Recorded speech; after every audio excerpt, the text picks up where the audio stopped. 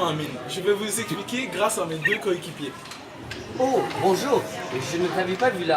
Consultons ce livre. D'abord, le diaphragme se contracte, ce qui augmente le volume des poumons. En conséquent, la pression à l'intérieur des poumons diminue, ce qui la rend moins élevée que la pression de l'air extérieur.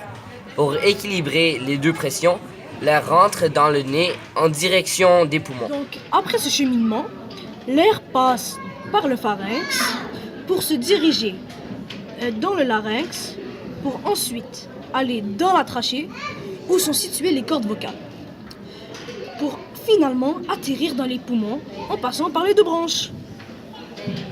Les bronchioles vont transporter l'oxygène dans l'entièreté des poumons pour finalement aboutir aux alvéoles. Lorsque l'oxygène arrive aux alvéoles, l'oxygène dans ceux-ci va être échangé par le CO2 dans les capillaires. Les alvéoles seront alors remplies de CO2 et les capillaires d'oxygène.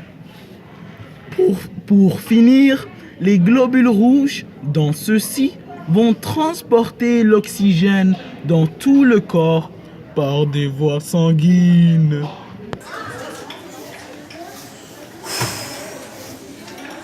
Quand nous expirons, le CO2 fait le chemin inverse pour être évacué du corps. Espérons D'avoir répondu à ta question, Amine.